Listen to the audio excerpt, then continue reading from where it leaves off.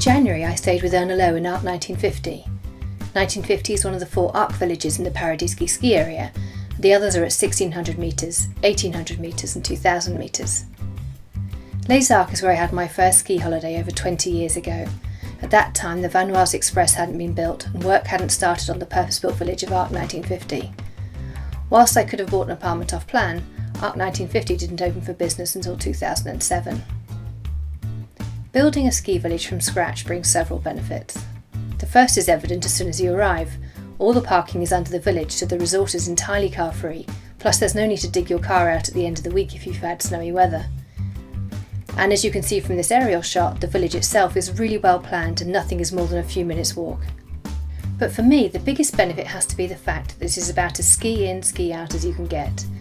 We had to walk the grand distance of about 20 metres from our apartment building to the ski hire shop, and from there it would have been possible to ski straight from the door. However, for our first day skiing, we were lucky enough to have a guide from Spirit Ski School. We set off following Mark's bright orange jacket, and it became clear just how well designed the village is. All the paths lead down to the 2 lifts which connect you to the rest of the ski area. And when you come home, the apartment buildings all have boot rooms with direct piste access. MadDogSki has over 400 kilometres of piste to suit all levels, from easy tree-lined runs to impressive off-piste. Thankfully, given the size of the area, signposting is very clear even in the snowy weather we experienced. Despite the amazing snow conditions, eventually we headed for lunch. There are plenty of great restaurants and bars on the slopes to suit all tastes and budgets. We had the most fabulous lunch at the Chalet Grillette on one day, and at Les Chalets de l'Arc the second day. Our second day started off sunny, so we headed up to the Gris Rouge. At 3,226 metres the views are impressive. The day we were here the valley was clouded over, but above the cloud Mont Blanc seemed close enough to touch.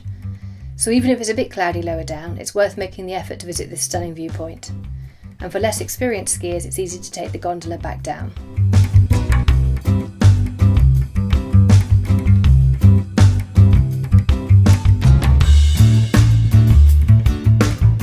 As the weather started closing in towards the end of the day, we made a stop at the Arpette.